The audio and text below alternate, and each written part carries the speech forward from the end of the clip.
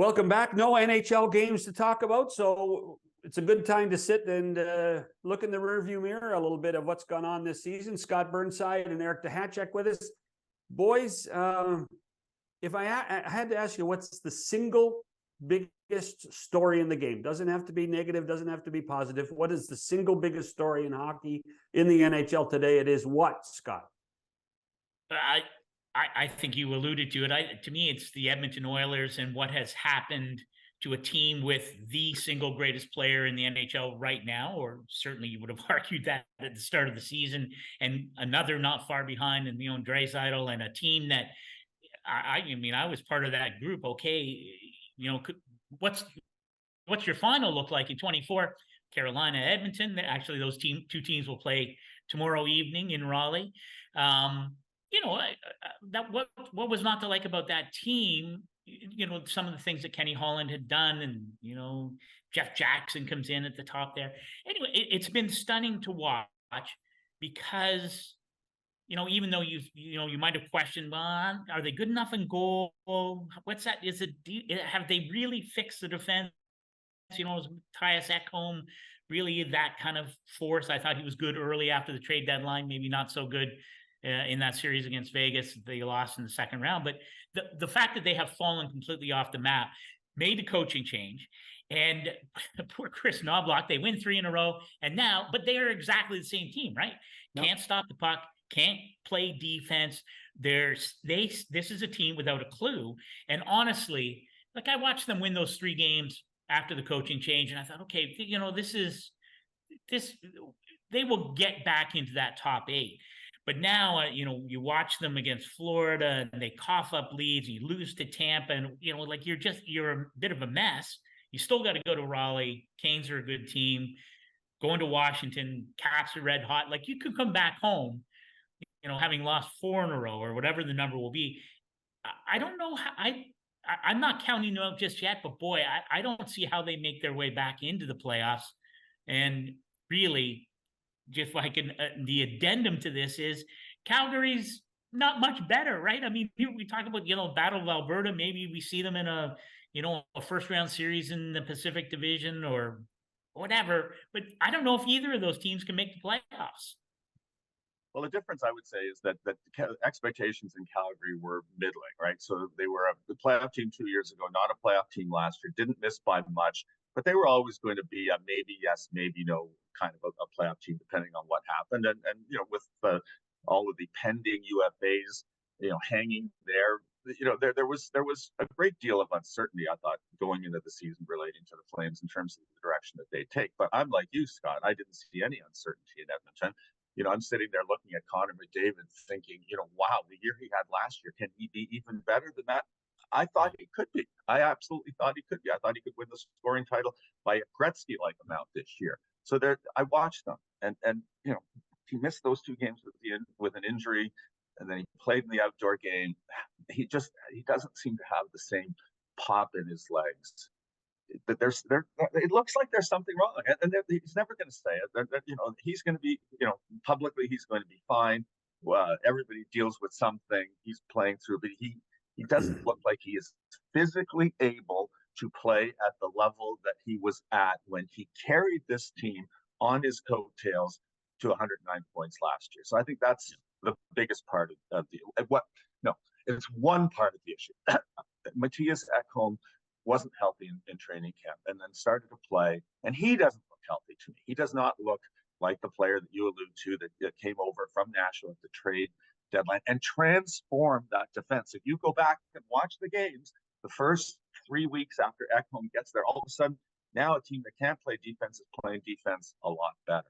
So those are 2 issues there, and we are never going to know, maybe until the end of the year, what is wrong, how bad it is, and can healing occur while they're trying to play through an NHL season. And I think that's really going to determine whether Edmonton can get back in, because those 2 guys healthy can make that a good enough team in a division that I don't love. 3 teams seem to be, have gained some distance between the remaining pack, but Calgary's average, Seattle's average. I think there could be a 4th playoff team from the Pacific, and I think it could still be Edmonton. Now, The goaltending thing, I don't know how to solve that. You just need better goaltending from somebody there, because the history of midseason goaltending changes isn't good, and there really aren't that many available. Like, did you go out and get Jake Allen?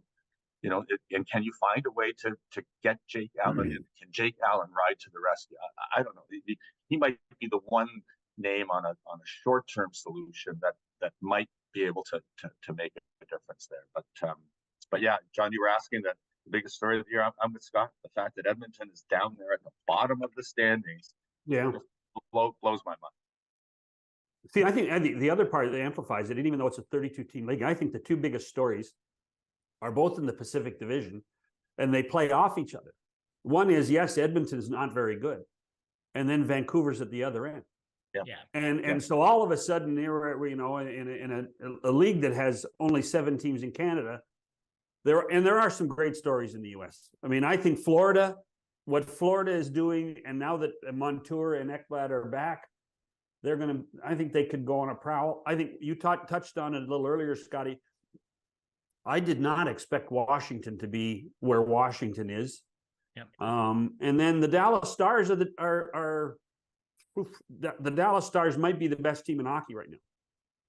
But the Vancouver story is such a great story because of the drama there, all the changes. You know, they clean house at management level, and then they, you know, bring Rick Tocchet in, and the circumstances weren't great there. And you know, but isn't there the when you juxtapose Edmonton and Vancouver, Thatcher Demko right now, is he not your Vezina Trophy winner?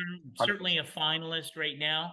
And so, you know, Patrick Alvin and above him, Jim Rutherford, you look at the construct of that team and how, you know, what a story Quinn Hughes is. And that story is unbelievable. To me, though, it starts, you've got solid coaching in Rick Tocchet, a guy who commands so much respect, and that team plays in a completely different manner, but they have one of the best goaltenders in the NHL, and you could have expected, like, that to me is not a huge surprise. And maybe it's not a huge surprise that what has unfolded in Edmonton has unfolded. And so to me, it goes back to management, and whether it's Kenny Holland, and, you know, when you construct that Edmonton team, you really are, it's a hope and a prayer that your goaltending is adequate, and it hasn't been. And in Vancouver, you have exemplary goaltending, and that team they're a ton of fun to watch.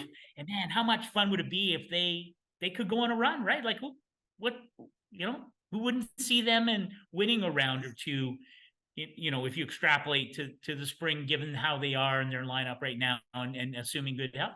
It's fun. By the way, Wednesday night, Vancouver, Colorado. So there's a ton of hype in Vancouver. Quinn Hughes versus Cale Makar. And what a matchup that is, when you consider that, you know, Colorado, I still understand how Colorado had 2 goals scored in the last minute of play in Nashville. But Colorado's a really good team still. I'm not as sure they're as deep as they once were. But when you have Makar and you have Quinn Hughes playing head to head, it's going to be fun to watch. Yeah, I agree. Well, so Scotty, I go back to the very first press conference when Jim Rutherford was introduced to take over the hockey operations there. How much time did he spend on Thatcher Demko? Go back and watch that clip. Because one of the very first things he said was, we have a starting piece in Thatcher Demko. And if you have a goaltender of that level, and I think he used the term elite, but it was a word to that effect. You know, you have one of the key pieces in place. So last year, injuries, it was a down year for him, and was mostly attributable to injuries. So this year he's healthy, and he's back to playing to the type of level that Jim Rutherford alluded to when he first took over. So, you know, when this new regime came in, they had that Demko, they had that piece, they had Pettersson, they had that piece, and they had Quinn Hughes. So those are the 3 critical pieces there. And then if you have those critical pieces, then it's your job to figure out the players around. And lots has gone right in Vancouver. So I look at the National Hockey League right now, 32 teams. There's probably 20 to 22 that are just lamenting their bad luck. Like, just everything that could go wrong, or a lot of things that could go wrong, have gone wrong. But Vancouver, Besser's healthy and playing great. JT Miller is being JT Miller. He's been great. Like they get Sam Lafferty essentially for free. He's fills flushes out that bottom group. Everything that could go right has gone right. So good for them. But it's 19 games, 13-5-1, and there's still 60 odd games to go. And lots can still go wrong in 60 games, and not just for Vancouver, for everybody. So it's always interesting to see where things are. They clearly built up a cushion in points. But I think the message they sent on opening night when they beat Edmonton 8-1, right from the start, they sent a message. They not only did they win, but they won really, really big. And so, yeah, they're fun to watch.